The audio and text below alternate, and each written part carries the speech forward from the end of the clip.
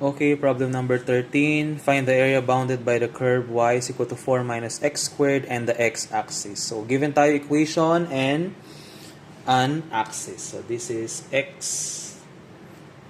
So, walang binigay na limit. So, kukunin natin limits mamaya kung paano mamaya na lang sa solution natin. So, step number 1, graph. We graph the curve. We consider a coordinate system of y and x-axis, and then we use our main equation y is equal to 4 minus x squared. So, paano natin malaman if it curves downward or upward? So, kunin natin yung linear at y. So, this will become x squared is equal to 4 minus y. So, it opens downward. Kasi negative yung ating y. Okay? Then, para makuha natin yung value ng ating vertex, so we consider x to be 0.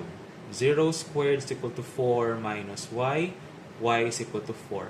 Sabihin ng vertex natin is along 0, 4. So, dito siya. Hindi to predetermined guys ha. Kayo magde-determine nito. Dinrawing ko lang siya agad para mas mabilis ang discussion. Pero, magagawa nyo lang tong graphing na ito kapag nakuha nyo na yung mga values ng y and x axis natin. No? Para mag-graph ninyo. Okay? Then, para makuha naman yung value of x-axis when y is 0, that is just x squared is equal to 4 minus 0. So, x is equal to the square root of 4, that is just 2. X is positive or negative 2. Still, it touches along 2, 0 and negative 2, 0. So, dito siya and dito. So, i-graph siya, ganito siya. So, same ng kanina, para sa step number 2, we choose the strip. So, this time, still, it is a vertical strip. Bawal ang horizontal kasi it only touches one curve, which is your parabola. Two curves siya, guys. Itong x at saka yung parabola natin. Step 2, we have vertical strip. So, alam natin, kapag vertical strip, we use y sub u minus y sub l. So, step 3, for the length, y sub u natin, it touches at parabola. And y sub l natin, it touches x-axis. Then, step number 4. Ang step number 4 natin, kukunin natin yung length, y sub u minus y sub l, which is the length. Ang y sub u natin is the parabola, or parabola, that is 4 minus x squared. Ito guys. Parabola natin. Then minus y sub l along x-axis. All values traveling along y and x-axis will be considered 0. Ibig sabihin, ang length natin dito is 4 minus x squared. Step 5, we get the area. Integral length times width. So, ang area natin is just equal to integral of length 4 minus x squared dx. So, since vertical strip siya, all along, dx pa rin natin ang ating integrating agent. Step number 6 would be the application of limits. So, para makuha natin yung limit, kapag hindi binigay, we consider equating both yung ating y sub u minus y sub l. Applicable din siya guys kung x sub right minus x sub l. No? Possible din siya x sub right equal to x sub left para makuha yung limits. So, y sub u natin, given naman siya, 4 minus x squared. Ang y sub l natin is 0. X squared is equal to 4. Then, kunin mo, that is just x is equal to the square root of 4 or yung ating value of the limit is positive or minus 2. So, x is 2 and x is negative 2. Of course, the lower value will be the start limit. So, kailangan na natin ilagay sa ating equation. Area is equivalent to integral of length 4 minus x squared and then you have dx. Limits negative 2, 2. So, kunin natin yung integral equivalent 4x minus x cubed over 3 from negative 2 and 2. Then, ilagay natin fundamental theorem on calculus f of negative 2 minus f of, or f of 2 minus f of negative 2. So, area is equivalent to 4 of 2 minus 2 cube over 3 minus 4 of negative 2 minus negative 2 cube over 3. So, area now is equal to, yung calculated value nito would be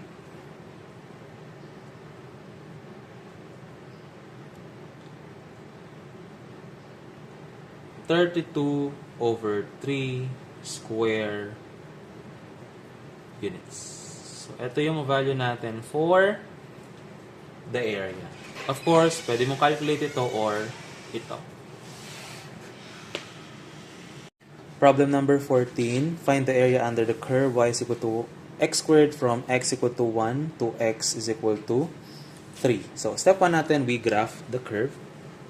So, maglalagay muna ako ng coordinate system dito. Y and x. Ang ating equation ay y is equal to x squared. So, by definition, this is positive linear at y. Ibig sabihin, it curves upward. Yung ating parabola, it curves upward. So, kunan natin yung vertex. So, we introduce a value of x. When x is 0, ibig sabihin, ang y mo ay 0. Ibig sabihin, ang ating vertex is along the origin here. So, that is your vertex na 0, 0. Kunin naman natin yung value of x-axis. We introduce value of particular number. Sabihin natin, when x is 2, no? Y is equal to 2 squared. So, y is equal to 4. So, first point is 2 and 4. Then, when x is equal to negative 2, y is equal to negative 2 squared. So, y is 4. Then, the second pair would be negative 2 and 4. Hindi natin ginamit yung 0 as a representation ng x dito, guys. Kasi magkakaroon tayo ng values along x. No? Isipin nyo 2, 0, and then negative 2, 0. At a certain point, kapag tumataas yung values mo from 1 to, so, tatas din yung curve mo. So, nag-represent na ako ng values na medyo malapit yung 2. No? Counterpart mo, kung 2 positive yung the lower end of the limit mo with the negative 2. So, ito na yung ginamit natin. So, i-graph natin. So, x, 1, 2, 1, 2, 3, 4, 1, 2. 2, then you have 4, negative 2, and then positive 4. So, ito yung ating graph. May limiting line tayo, guys, along x. Sabi niya dito, when from x to 1 hanggang dun sa end na 3. So, hanggang dito. Okay? Diyan maglala yung ating curve. Kung i-exaggerate to, guys, ito yung graph na yan.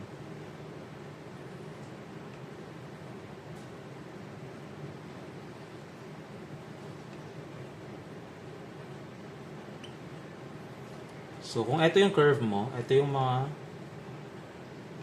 start and end. No? Ito, kung tataas pa to, guys, pwede na siyang mag-touch dun sa 3. So, dito siya. Hanggang dito siya. Ito ay 3. Ito ay 1. Hanggang dito daw yung interval. Ibig sabihin yung area under consideration is hanggang dyan. Ngayon, paano natin kukunin yung strip?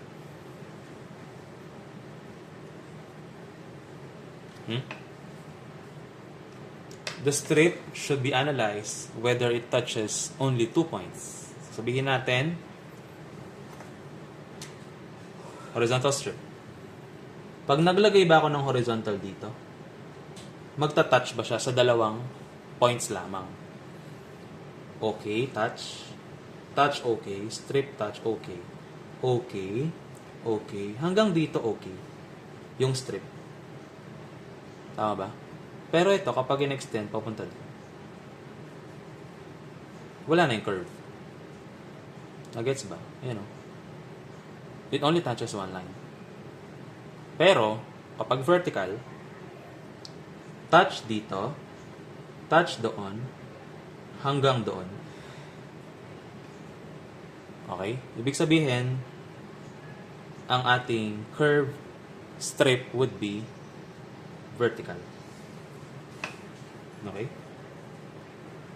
Vertical strip. Since vertical strip yan, para sa step number 3, gagamit tayong y sub u tsaka y sub l. Ang y sub u mo, kung ano yung nag-touch dun sa upper part ng strip, parabola. Y sub lower mo, kung saan nag-meet yung n. Saan ba yun? Sa x. Tama. So, ayan. Then, step 4. Ang step 4 natin, length. So, y sub u minus y sub l is equal to the length. Ang y sub u natin, parabola. Ano lang ba yun? X squared.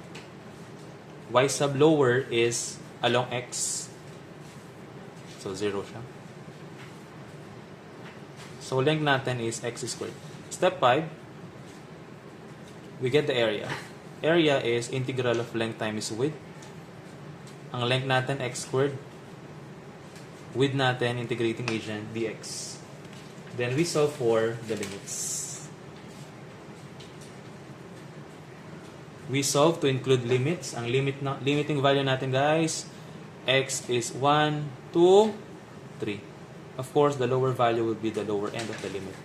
3 would be the end part, yung higher value natin. So, kukunin natin, area is equal to integral of 1 to 3 x squared dx. So, solve natin yan. Kunin natin using power rule, x cubed over 3 from 1 to 3. Fundamental theorem of calculus, f of 3 minus f of 1. Area is just equal to 3 cubed over 3 minus 1 cubed over 3. So, solve mo yan. That is just equivalent to 26 over 3 square units. So, ito na yung sagot for problem number 14. Okay, problem number 15. Find the area under the curve x plus y is equal to 3 and the coordinate axis. Pag sinabing coordinate axis, we consider y and x axis. So, makita natin guys, ang ating curve or line is x plus y is equal to 3. So, dito, alam mo, hindi yan magpo-produce ng curve. Tama? Because this is a linear equation. Pag linear equation, ano yung graph natin? Straight line, di ba? So, kailangan straight line yung makuha natin dyan. So, magkaiba ngayon ito dun sa previous examples natin. Kung ano yung pagkakaiba, ito yung discussions dito. Step 1, we graph. So, meron tayong equation, x plus y is equal to 3. What we have to do now is we have to get 2 points where the linear equation or the straight line meets the coordinate axis. So, when x is 0, 0 plus y is equal to 3. So, y is equal to 3. The first point is 0, positive 3. Kapag naman, y is equal to 0, x plus 0 is equal to 3, so x is equal to 3. The next point would be 3, 0. Gagraph natin, 1, 2, 3, 1, 2, 3. This is 3, 0 and this is 0, 3. So, dito nagmi-meet yung straight line. Okay? So, step 2 is you have to analyze what strip you will use. So, dito, kung vertical strip, it touches the linear equation and the axis. Kapag horizontal strip, it touches the y-axis and the linear equation. So, parehas na pwede. So, gagamitin ko na lang para maiba tayo, horizontal strip. Step number 3 is where the end of the strip line. So, x sub right, saka x sub left. Ano yung x sub right natin kung horizontal? Dito siya, guys. X sub right is the linear equation, x sub left is your y-axis. X sub right is linear equation, x sub left is your y-axis. Then, step number 4 is your length. X sub right minus x sub left is equal to 0. X sub right natin is 3 minus y from this equation, minus 0 is equal to 0. Length, this is length. 3 minus y is equal to your length. Step 5 would be area. Area is equal to the integral of length times width. Area is just equal to the integral of length, 3 minus y, and then your width is the integrating agent, dy. Step 6, your limits. So we have to equate x sub right is equal to x sub left. X sub right is 3 minus y, and then x sub left is 0. Ibig sabihin y is equal to 3. Your first limit is 3. So, saan natin kukunin second limit? Analyze nyo, guys. The straight line, or analyzing the straight line, the limit point is at y is equal to 3. Ito yung limiting point, or the upper limit. Up to the limit point at x-axis, which is the lower limit. Ibig sabihin, the lower limit here at y is still 0. So, you could easily identify that y start is 0 and then y end is 3. So, lagay natin sa equation, area is equal to 0 to 3 of 3 minus y dy. So, kunin natin yung integral equivalent, 3y minus y squared over 2 from 0 to 3. Then, pwede nating masolve yung ating equation. So, f of 3 minus f of 0. So, area natin is just equivalent to 3 of 3 minus 3 squared over 2 minus 3 of 0 minus 0 squared over 2. Kung i-calculate nyo yun, guys, that is 9 over 2 square units. So, ito na yung iyong final answer.